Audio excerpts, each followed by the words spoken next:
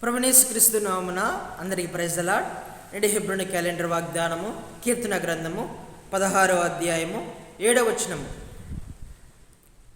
నాకు ఆలోచనకర్త అయిన యెహోవాను స్తుతించెదను.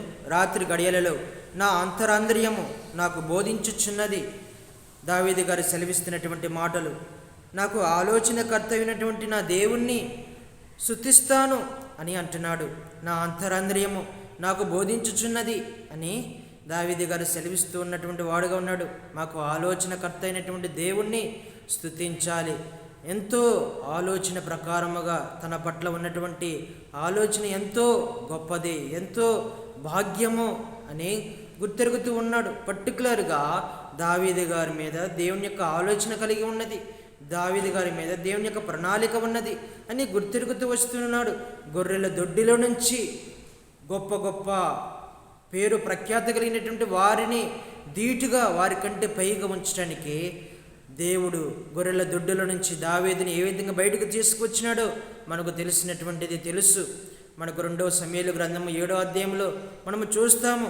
కాబట్టి దావీదు గారి మీద ఎంతో ఆలోచన ఉన్నది, దావీదు గారి మీద ఎంతో దృష్టి ఉన్నది.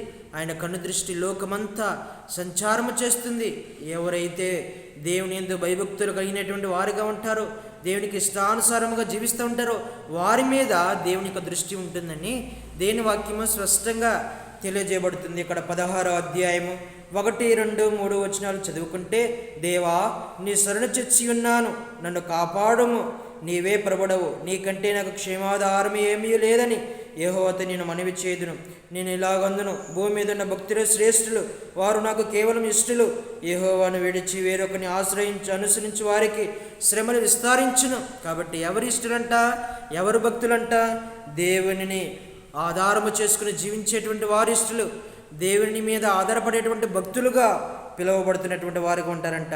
నీవే ప్రభుడవు, నీకంటే నాకు ఆధారం ఏమీ లేదు. దేవుడే మనకు ఆధారము, దేవుడే మనకు దిక్కు, దేవుడే మనకు కోట. ప్రతి విషయంలో దేవుడే మనకు క్షేమాధారము, మనకు దేవుడే ఉండాలి. మనుషులను ఆధారము చేసుకుంటే వారికి కష్టాలు విస్తరిస్తాయంట.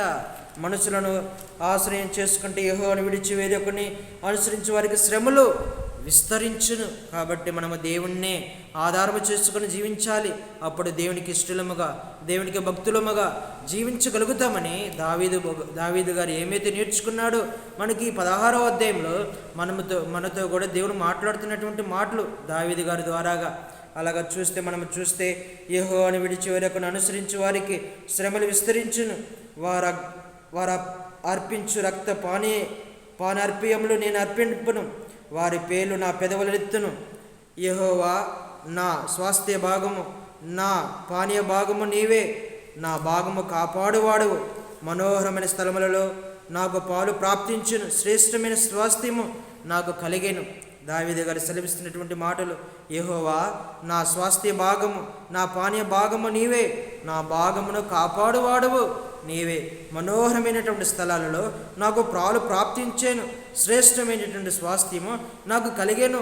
ఎప్పుడు దేవుని అనుసరించి నడిచినప్పుడు ఇలాంటి ఆధిక్యతను పొందుకుంటాము.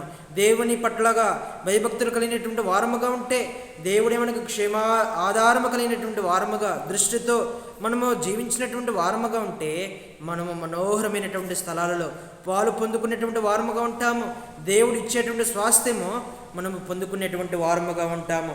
లేకపోతే మనం ఏమి చేసినా అది మనకు శ్రమలుగానే, కష్టాలుగానే, ఇబ్బందులుగానే కనిపిస్తూ ఉంటాయి. మనము చూడండి. ఇంకా 16వ అధ్యాయం కీర్తన గ్రంథము 16వ అధ్యాయం 8వ వచనంలో, సదాకాలము యెహోవాయందు నా గురి నిలుపుచున్నాను, ఆయన నా కుడి పార్శ్వమందు ఉన్నాడు కనుక నేను కదల్చబడను. అందువలన నా హృదయం సంతోషించుచున్నది, నా ఆత్మ హర్షించుచున్నది. చూడండి, సదాకాలము యెహోవాయందు గురి నిలుపుతున్నటువంటి వాడుగా ఉన్నాడు. అపోస్తలుడైన పౌలు కూడా ఏమంటాడు? నా గురి దేవుని వైపే ఉన్నది, మంచి పోరాడాలి, నా పరుగు కడుముట్టించుకోవాలి, పరలోక రాజ్యంలోకి వెళ్ళాలి, అక్కడ కిరీటంలో పొందుకోవాలి అని తన గురి గమ్యము కలిగినటువంటి వాడుగా ఉన్నాడు. ఇలాగ తన యొక్క గురి కూడా మనోహరమైనటువంటి స్థలాల్లోకి వెళ్ళాలి. పాతాళంలో ఉండటానికి వీలు లేదు. దేవునితో ఉండాలి, మనోహరమైన స్థలాలలో పాలు పొందుకోవాలి, దేవునితో అంటకట్టబడి ఉండాలి, దేవునితో సహవాసం చేసేటువంటి వాడుగా ఉండాలని ఇక్కడ దావీదు గారు తన యొక్క భావమును వ్యక్తపరుస్తున్నాడు. చూడండి, కింద మనం చదువుకుంటే 10వ వచనంలో, ఎందుకనగా నీవు నా ఆత్మను పాతాళంలో విడిచిపెట్టవు, నీ పరిశుద్ధిని కుళ్ళిపట్ట నీవు జీవ మార్గమును నీవు నాకు బోధించుచున్నావు, నీ సన్నిధిని సంపూర్ణ సంతోషము కలదు, నీ కుడి చేతిలో నిత్యము సుఖములు కలవు. చూడండి, దేవుడి యొక్క ప్రణాళికలు, దేవుని యొక్క ఆలోచన, దేవుని యొక్క తలంపులు వేరు. దావీదు ఎడలో ఉన్నటువంటి తలంపులు, దావీదు ఎడలో ఉన్నటువంటి గొప్పమైనటువంటి ప్రణాళికలు వేరు. మనోహరమైనటువంటి స్థలాలలో దావీదును ఉంచాలని, దేవుని యొక్క స్వాస్థ్యం ఇవ్వాలని ఎంతగానో చూస్తున్నటువంటి వాడుగా ఉన్నాడు దేవుడు. అలాగే దావీదు గారు కూడా గురి కలిగినటువంటి వాడుగా, నేను పరలోక రాజ్యానికి వారసుడుగా ఉండాలి, నా దేవునితో నేను కూడా ఉండాలి అని ఎంతో దేవుని యొక్క సన్నిధిలో కనిపెట్టుకున్నటువంటి వాడుగా కనిపిస్తున్నాడు. నిత్య సంతోషములు కలవు. అందుకని నాకు ఆలోచనకర్త అయినటువంటి దేవుణ్ణి, ఈ ఆలోచన ఎవరిది? ఇలాగ దేని వైపు నడిపించేది ఎవరు? దేవుడే. దేవుని వాక్యం వైపు నడిపించేది ఎవరు? దేవుడే. దేవుని యొక్క దృష్టి వైపు నడిపించేది ఎవరు? దేవుడే. ప్రతిదీ ఆత్మ సంబంధమైనటువంటి ఆలోచన కలిగినటువంటి ఆలోచనకు నడిపించేది దేవుడే దావీదు గారిని.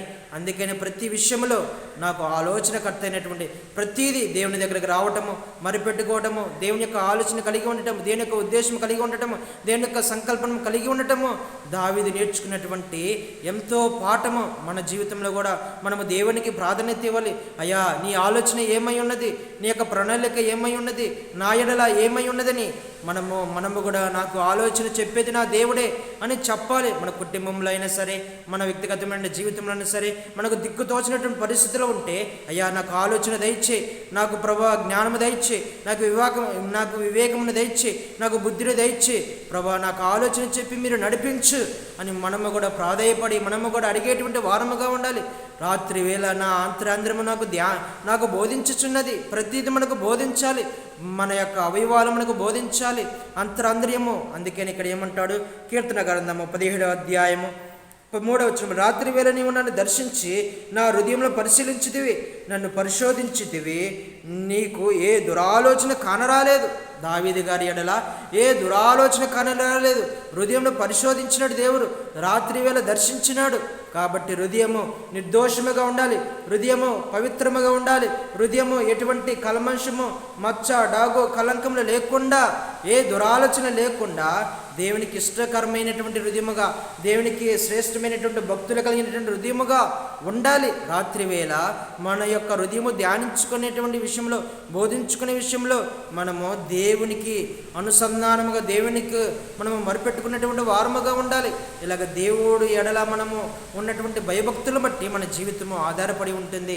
మనము దేవుడు చూస్తే రాత్రి వేళ కానివ్వండి, ఉదయం కానివ్వండి, మధ్యాహ్నం కానివ్వండి, ఎప్పుడు చూసిన మన హృదయాన్ని ఇది పవిత్రముగా ఉండాలి. ఎప్పుడు చూసినా దురాలోచన కనపడకూడదు, అపవిత్రమైనటువంటిది ఏది కూడా కనపడకూడదు. మన హృదయం ఎప్పుడు చూసినా సరే పరిశుద్ధముగా ఉండాలి. అందుకని హృదయ శుద్ధి గల వారు ధన్యులు, వారు దేవుని చూచెదురు అని వాక్యము మనకు మత్తయి సువార్త 5వ అధ్యాయంలో కనబడుతుంది కదా. మనము దేవుని చూడాలంటే, దేవునితో అట్టకట్టబడాలి అంటే, దేని వైపు మనము వెళ్ళాలి అంటే హృదయ శుద్ధి కలిగినటువంటి వారముగా ఉండాలి.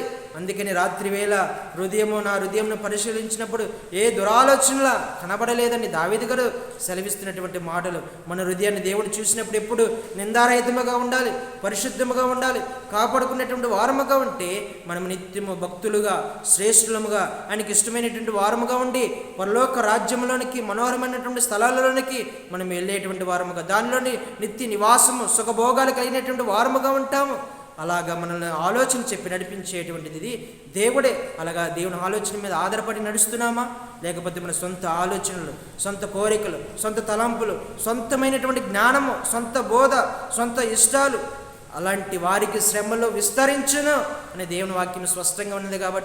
కాబట్టి ఉదయకాల సమయంలో మనము సొంతముగా ఏ ఆలోచన లేకుండా, మనము అధికమైనటువంటి శ్రమలు, అధికమైనటువంటి ఇబ్బందులు వాటిని విస్తరించుకోకుండా మనం దేవుని యొక్క ఆలోచనతో, దేవుని యొక్క దృష్టితో మనం ముందుకెళ్ళి, అయ్యా మీరే నాకు గమ్యము, మీరే నాకు దిక్కు అని దేవుని మీద ఆధారపడేటువంటి వారముగా ఉండాలని దేవుడు ఈ ఉదయకాల సమయంలో మనతో మాట్లాడుతున్నాడు. ఇలాగ దేవుడు మనందరిని సిద్ధపరిచి నడిపించునుగాక.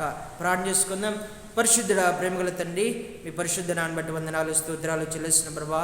ఈ ఉదయకాల సమయంలో మాతో మాట్లాడినందుకు వందనాలు ప్రభా. దావీదు గారికి ఏ విధంగా ప్రభా ఆలోచనకర్తగా ఉన్నారు ప్రభా, మాకు కూడా ఆలోచనకర్తగా ఉండి మమ్మల్ని ప్రభా ఈ లోకానికి దూరంగా మమ్మల్ని తీసుకువెళ్ళి ఆ మనోహరమైనటువంటి స్థలాలలో పరలోక రాజ్యానికి మమ్మల్ని కూడా సిద్ధపరచండి ప్రభా. మీకు భక్తులుగా మీకు ఇష్టముగా ప్రభా జీవించేటువంటి భాగ్యము మరి హృదయాంతరంగం ఎప్పటికప్పుడు ప్రభు శుద్ధీకరించబడి ప్రభా మీ యొక్క ముఖ దర్శనం చూసేటువంటి భాగ్యము మాకు దయచేయండి. మీ సన్నిధిలో గడిపేటువంటి భాగ్యము మాకు దయచేయండి ప్రభా. ఇలాంటి గొప్ప తరుణంలో ఇలాంటి జీవితం జీవించడానికి మాకు గొప్ప ఆలోచనకర్తగా ఉండి మమ్మల్ని నడిపిస్తారని విశ్వాసంతో ప్రార్థన చేస్తూ ఈయన ప్రార్థన ప్రభు యేసుక్రీస్తు వారి పరిశుద్ధ నామములో ప్రార్థించి అడిగి పెట్టుకున్నాం తండ్రి. ఆమేన్. అందరికీ ప్రైజ్ ది లార్డ్.